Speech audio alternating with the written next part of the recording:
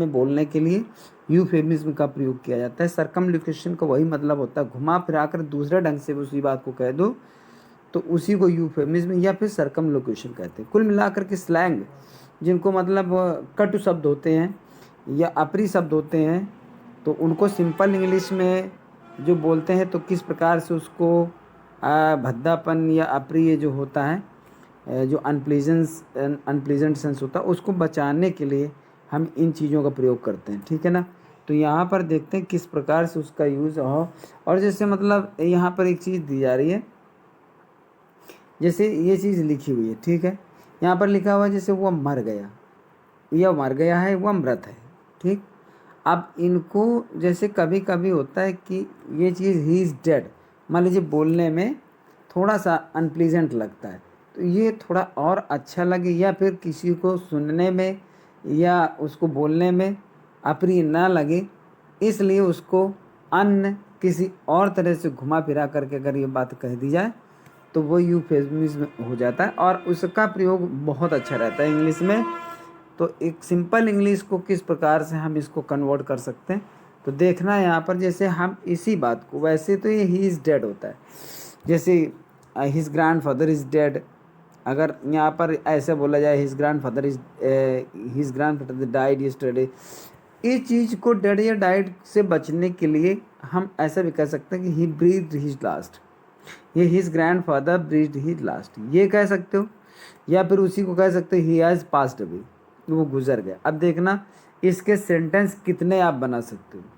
ही breathe his last, उसने अंतिम सांस ली, ही हैज़ पास्ड अवे, गुजर गया है यानी मर गया है, it is all over with him, उसका सब कुछ समाप्त हो गया या उसके साथ सब कुछ समाप्त हो गया, मतलब वो मर गया है।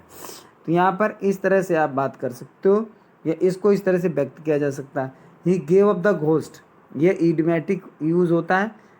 He gave up the ghost का मतलब भी होता है टू डाई यानी मर जाना। He went the away of all flash, मतलब ऑल फ्लैश का मतलब जितना भी फिजिकल बॉडी है, ही वेंट द वे, उसने उसका फिजिकल बॉडी का, फिजिकल वर्ल्ड का उसने रास्ता त्याग दिया या छोड़ दिया। He went the way all flash, मतलब इस रूट पर वो चला गया। ही पेड द डेब्ट टू नेचर, प्रकृति का उसने कर्जा उतार दिया या कर्जा चुका दिया। तो चूँकि प्राकृतिक जो एक नेचुरल डेब्ट होता है हर इंसान पर, इस प्रकृति में हम पले बढ़े जन्मे, अब वो इसके बाद चला गया इस प्रकृति से, तो इसको भी ही इज़ डेड या ही डाइड के सेंस में यूज़ करते हैं। ही क्लोज्ड इज बिजी लाइफ, उसने अपनी बिजी लाइफ का अंत कर दिया या मर गया। और जैसे he has departed from the world, वो इस संसार से चला गया, प्रस्थान कर गया है, तो इसका भी यही चीज़ यहाँ पर प्रयोग में लाई जाती है। फिर जैसे नेक्स्ट यहाँ पर दिया गया, कितने प्रकार से इसको व्यक्त करोगे आप। He has gone to the next world, वो अगली दुनिया में चला गया, ये इसका भी वही मतलब है। Death laid his icy hands on him, मतलब मृत्यु ने उस पर अपना बर्फीला हाथ रख दिया है, अर्थात ये इसका भी अर्थ वही होता है। ये थोड़ा सा फिगरेटिव सेंस में होता है, इसमें पर्सोनिफिकेशन का यूज़ किया जाता है, तो ये फिगर ऑफ स्पीच बेस्ड है। He has joined the great majority, अर्थात वो बहुत बड़े समुदाय को उसने ज्वाइन कर लिया है, क्योंकि ज़्यादा से ज़्यादा जहाँ लोग मतलब मरने के बाद चले जाते हैं, अर्थात कहते नहीं जाना सबको वही है, तो जहाँ सब जा रहे हैं तो वो मेजोरिटी है और उसी मेजोरिटी को उसने ज्वाइन किया हुआ यानी मर गया है। He was gather to his forefathers, वो अपने पूर्वजों के साथ में एकत्र हो गया यानी मर गया, जहाँ उसके पूर्वज गए वहीं चला गया। तो इतने प्रकार से ही इज डेड को व्यक्त किया जा सकता है, जिसका यूज़ थोड़ा सा यूफेमिज्म से है या सर्कमलोक्यूशन है जो कह सकते हो आप। जैसे he slept the sleep that knows no breaking, वो एक ऐसी नींद सो गया जिसमें कोई भी अवरोध नहीं उत्पन्न कर सकता, जो वो अवरोध नहीं जानती है या अर्थात उसमें रुकावट नहीं होती, अर्थात वो सोता ही रहेगा यानी डेड हो गया। या फिर his soul has left for its heavenly wood, यानी उसकी जो आत्मा है वो जो एक स्वर्गिक निवास होता है, डिवाइन जो एबोर्ड होता है, स्वर्ग जैसा निवास है, तो स्वर्ग में रहने के लिए चली गई है। हिज सोल हैज़ लेफ्ट माने वो जो है उसकी आत्मा, हैज़ लेफ्ट माने जा चुकी है, छोड़ चुकी है इस दुनिया को, फॉर इट्स हेवनली एबोर्ड, अर्थात स्वर्ग में रहने के लिए। तो यहाँ पर भी ही इज डेड या ही डाइड से कंसेप्ट निकलता है। तो इतने प्रकार से आप ये वाक्य केवल ही इज़ डेड के बदले आप दे सकते हो इतने प्रकार से। जैसे एक सेंटेंस में और बनाया जा सकता है, जैसे ये हो जाता है he kicked the bucket, he kicked, चूँकि किक द बकेट का मतलब भी मर जाना होता है, ही किक्ड द बकेट, मतलब इतने प्रकार से इसके सेंटेंस है, बकेट BUCKET। तो ये भी आपका होता है, ये भी इडियोमेटिक यूज़ है।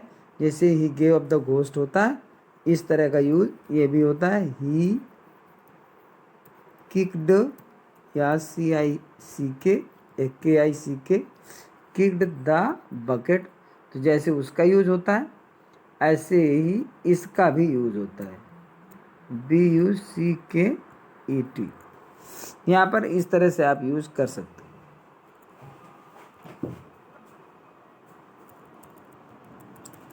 अब देखिए थोड़ा सा एक यहाँ पर पेज और है, जैसे ये सारे वही हैं, ये भी वही था।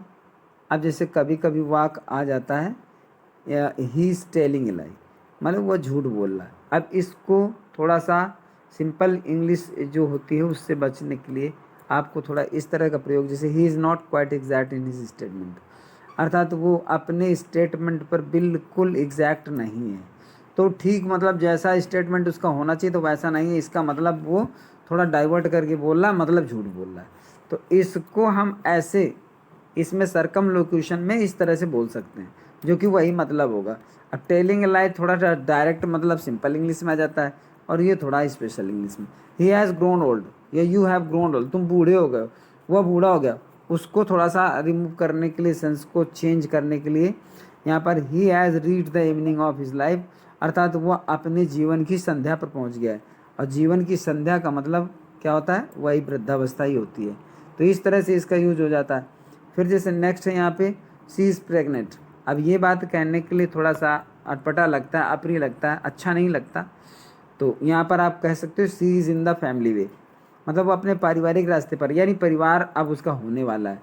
तो परिवार का मतलब होता है जब पत्नी और बच्चे ये सब होते हैं तो फैमिली वे हो जाता है। तो यहाँ पर सी इज़ प्रेग्नेंट को हम ऐसे कह सकते हैं सी इज़ इन द फैमिली वे। जैसे नेक्स्ट है this is an A1 party. अब A1 पार्टी का, जैसे A1 क्लास, A1 पार्टी, सब लोग A1 बोलते हैं, A1 का मतलब एक्सीलेंट, तो this is an excellent party. तो इस तरह से यहाँ पर ये चीज़ें आ सकती हैं और ऐसे हम इनको यूज़ कर सकते हैं। बेहतरीन था ये सब पूरा कॉन्सेप्ट, और इसको सरकमलोक्यूशन बोलते हैं। जैसे यहाँ पर ये जो स्लैंग होता है इसको थोड़ा सा अटपटा लगता है बोलने में, ऐसे यूज़ कर सकते हैं इसको सिंपल इंग्लिश से, इस मतलब यूफेमिज्म